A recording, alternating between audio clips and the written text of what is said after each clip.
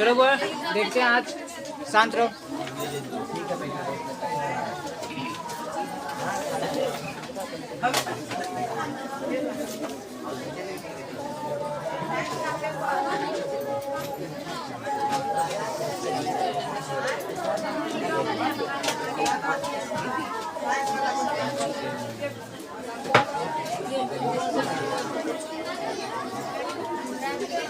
सभी लोग हेडिंग दो, अंकगणित की आधारभूत प्रमेय।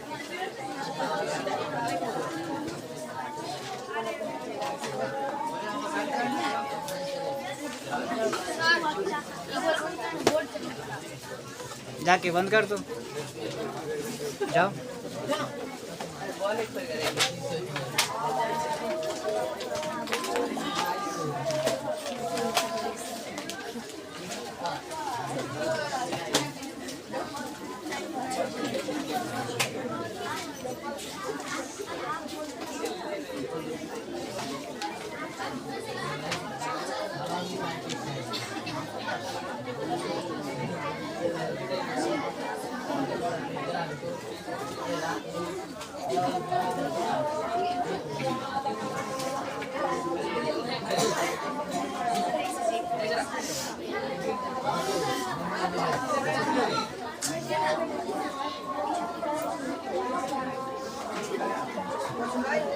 चलो बस देखते हैं, आ जाओ।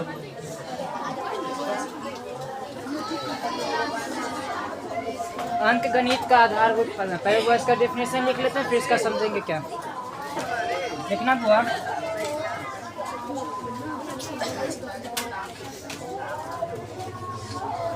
प्रत्येक भाज्य संख्या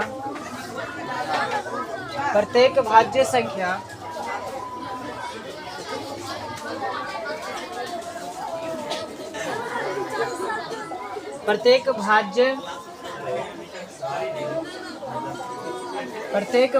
संख्या को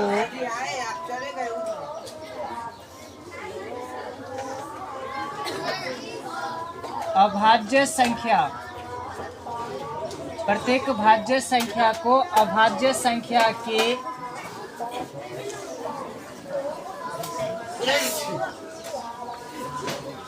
धनात्मक घात के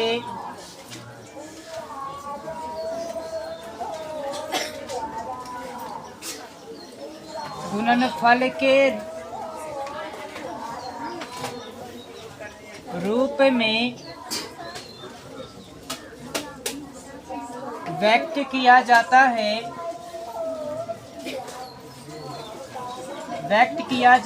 है। यह गुणनखंड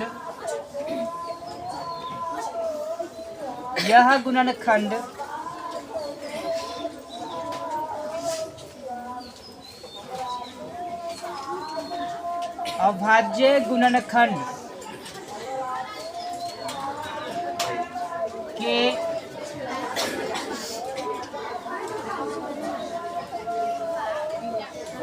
आने वाले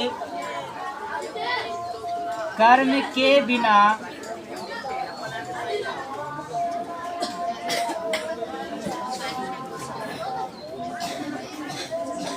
अद्वितीय होता है।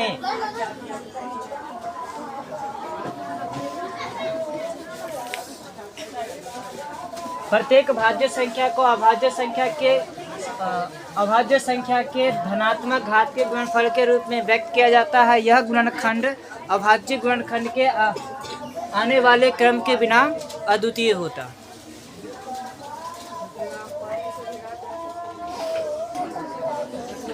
चलो बात देखते हैं।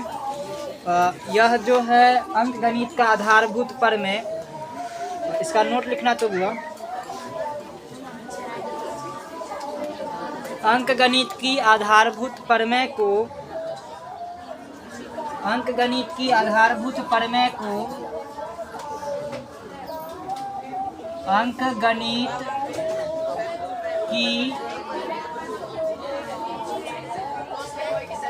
आधारभूत प्रमेय को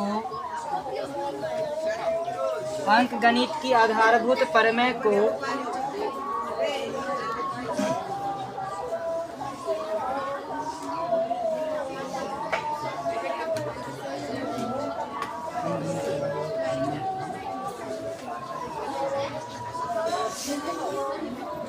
सी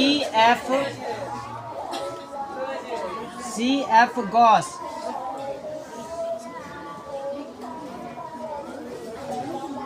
ने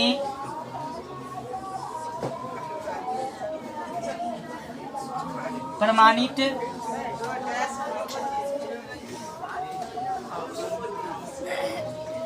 किए थे। अंकगणित के आधारभूत प्रमेय को सी एफ गॉस ने प्रमाणित किए थे। ये ऑब्जेक्टिव क्वेश्चन आ जाता है सर कि ये प्रमेय लिख देगा वो ये वाला और कहेगा ये कि इसका प्रतिपादन या प्रमाणित कौन किए थे। 3-4 को गणितज्ञ का नाम लिख देंगे, उसमें सीधा सी एफ गॉस या फिर गॉस रहेगा, फिर भी उसमें टिक आउट करना है। तो दिक्कत इसमें इसका एग्जाम्पल के साथ समझते हैं वो। सभी लोग लिख लिया है?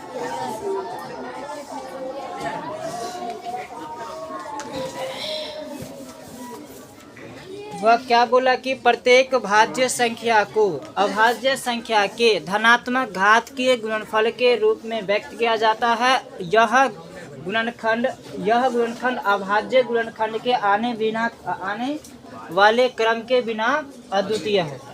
तो बोले अब भाज्य संख्या को अभाज्य संख्या के रूप में बदलना है, भाज्य संख्या को अभाज्य संख्या के रूप में बदलना है। तो कोई भी भाज्य संख्या बोलो, जैसे कि हम भाज्य संख्या ले लिए 20, क्या ले लिए 20। अब इसको अभाज्य संख्या के गुणनफल के रूप में व्यक्त करनी है। तो अभाज्य संख्या गुणनफल के रूप में व्यक्त कैसे करेंगे? बात इसका गुणनखंड करेंगे और गुणनखंड का नियम है बुआरे पहले सबसे छोटा अभाज्य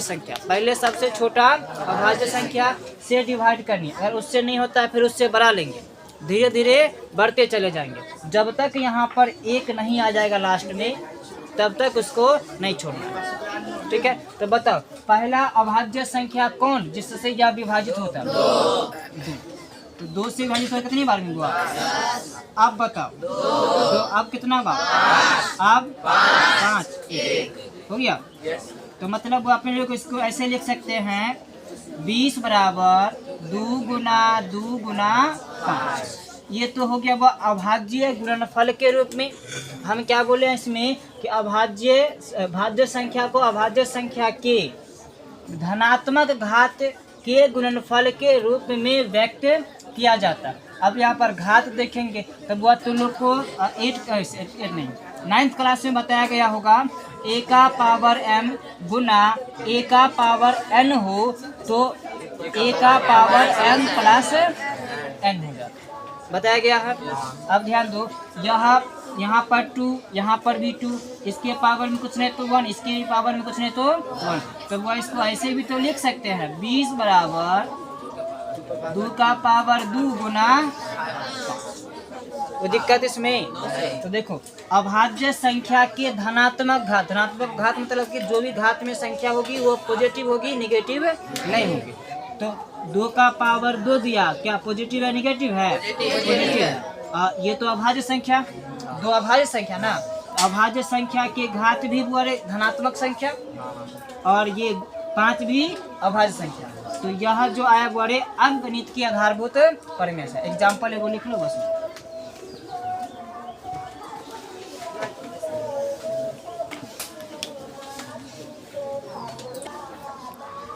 अब हमको इसमें बताना ये है कि कौन सा ऐसा संख्या है जो अद्वितीय है।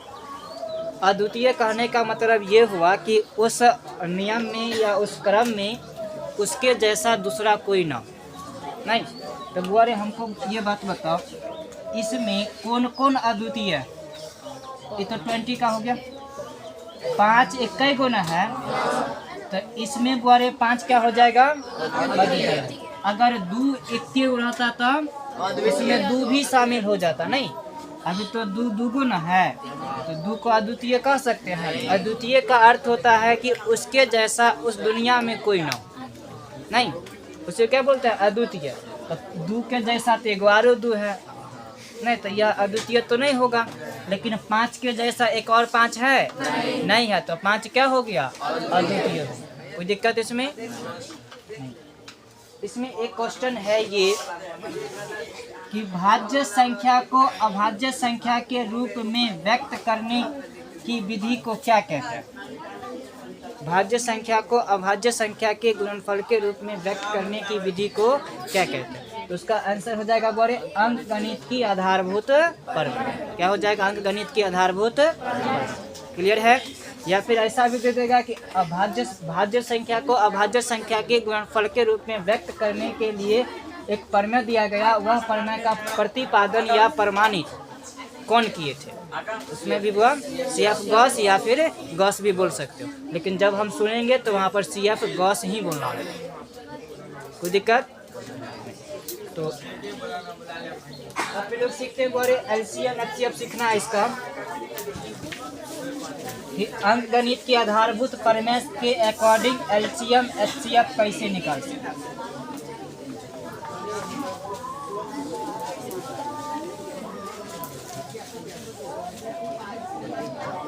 ध्यान दो बुआ, 20 और 50, 20 और 50 को अंकगणित की आधारभूत प्रमेय के आधार पर HCF LCM निकालना है, ऐसा क्वेश्चन रहेगा। या फिर कहेगा अभाज्य गुणनखंड विधि द्वारा इसका HCF और LCM निकालना।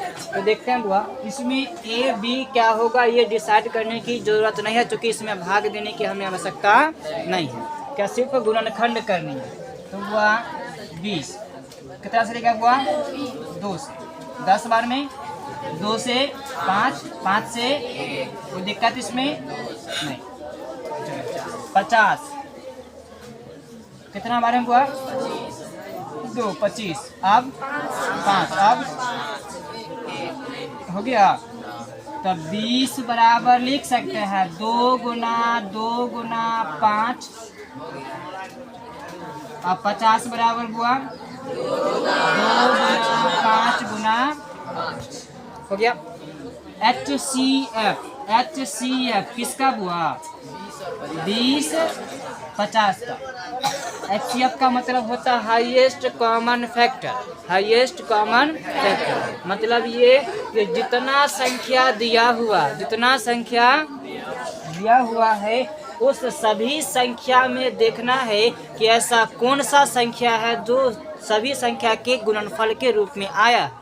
तो ध्यान दो बुआ, एगो 2 है जो दोनों में आया, एगो 5 है जो दोनों में आया।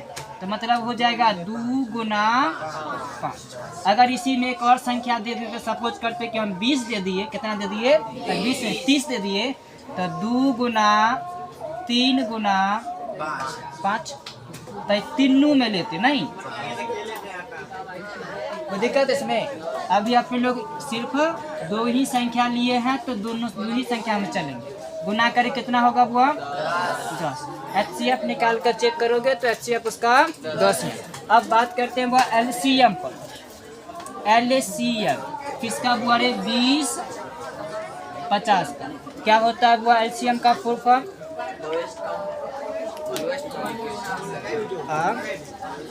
लोएस्ट कॉमन फैक्टर में हुआ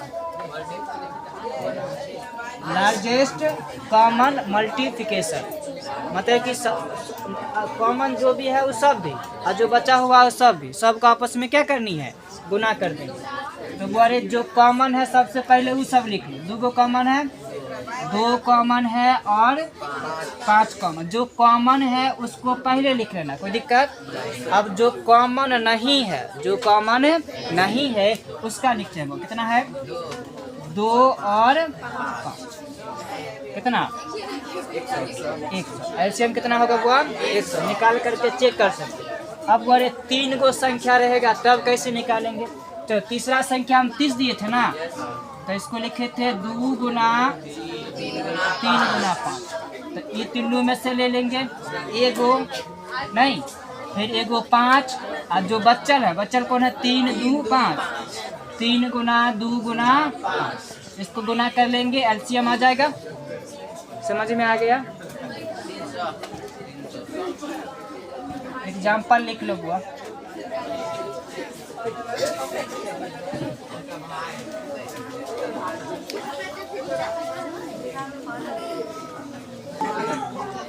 चलो बड़े, अपन लोग को SF में एक क्वेश्चन दिया है वृक्ष गुणनखंड, ठीक है।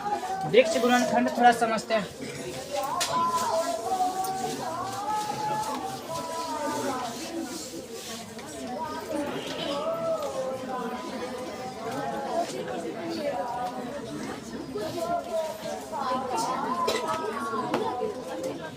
वृक्ष गुणनखंड मतलब यह गुणनखंड ऐसा है जिसको बनाओगे तो लगेगा कि एक पेड़ की तरह बन गया, इसीलिए इसका नाम वृक्ष गुणनखंड दिया गया।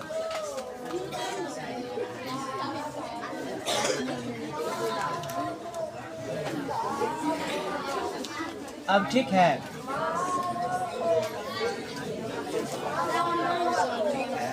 आधार गुना में होता है। ध्यान दो बड़े, ध्यान दो। 420 का वृक्ष गुणनखंड निकालना है। 420 का वृक्ष गुणनखंड ज्ञात करना। देखते हैं बुआ, अपन लोग करेंगे कि साइड में कहीं पर कहीं अलग सिंपल वाला जो गुणनखंड होता है वो गुणनखंड कर लेंगे। 2 से लगाएंगे बुआ, 210, 2 से 105 बुआ, 5 3 से लग जाएगा ये कितना 35, 5 से 7, 7 से हो गया। अपन लोग को इसको इस रूप में वृक्ष के रूप में बदलना, तो वह सबसे पहले इसको एकदम डिब्बा में बंद कर देंगे ताकि बाहर न जाए। कितना से भाग लगाए बुआ? 2 से। तो 2 यहाँ लिख देंगे। कितने आया था? 210। 210 में कितना से भाग लगा था? 3 से। कितना आया था? 2 से कितना आया था? 105। 105 में कितना से लगा था? 3 से। कितना आया था? 5 होगा। अब कितना से लगा था? 5 से। कितना आया था? बस इतना ही तक रहना। समझ में आ गया? चलो एग्जाम्पल लिख लो। अपन लोग आगे देखते हैं अगला क्वेश्चन किस टाइप का हो सकता है।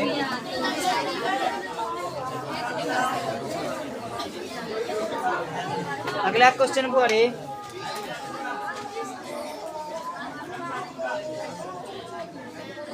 23,750 में 5 का घात कितना होगा? निकालो तो। इतना में 5 का घात कितना होगा? निकालो बुआ। चलो वह देखते हैं। इसका गुणनखंड पहले अपन लोग करेंगे। कितना से लगेगा बुआ? 2 से। कितना आएगा? 11,875। अब बुआ रे 5 से कितना आएगा? 23,75। अब बुआ 5 से 475, 5 से 95, 5 से 19 से फरवरी 23,750 बराबर 2 गुना 5 गुना 5 गुना 5 गुना 5 गुना 19 गुना 19 तक 27,750 बराबर 2 गुना 5 का पावर 4 गुना 19। अब क्वेश्चन क्या था? 5 का घात कितना होगा? तो 5 का घात बराबर 4। कोई दिक्कत? चलो छाप लो।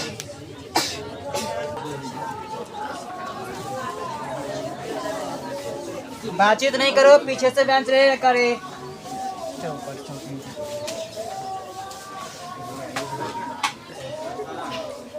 अगला क्वेश्चन है बुआ 63,70 बराबर 2 का पावर m इंटू 5 का पावर n इंटू 7 का पावर k इंटू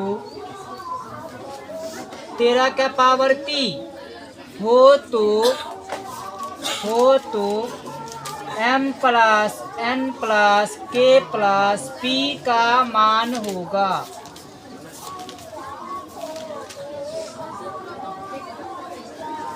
63 70 बराबर 2 का पावर m इंटू 5 का पावर n इंटू 7 का पावर k इंटू 13 का पावर p हो तो n प्लस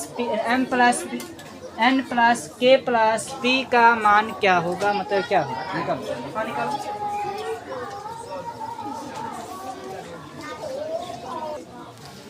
चलो अब देखते हैं इस क्वेश्चन को। 63 70 2 से डिवाइड करेंगे बुआ। 3 दूना 6, 2 एकम 2, 8 दूना 16 और 5 दूना। अब इसमें 5 से लगेगा बुआ। 6 5 30, 5 तिया 15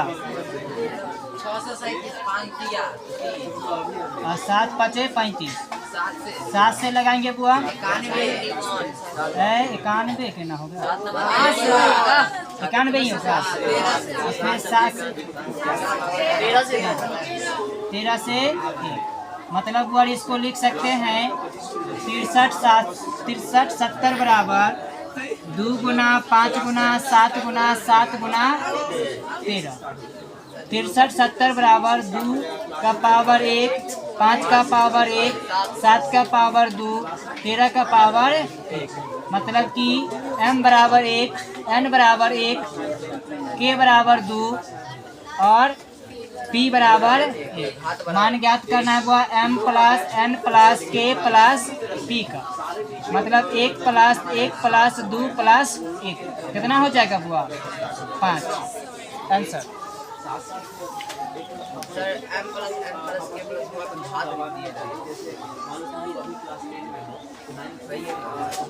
ये क्वेश्चन ही ये है तो क्या करो, नहीं लिखे हो, हाथ बराबर लिखे 1 प्लस n प्लस नहीं तुम लिखा ना।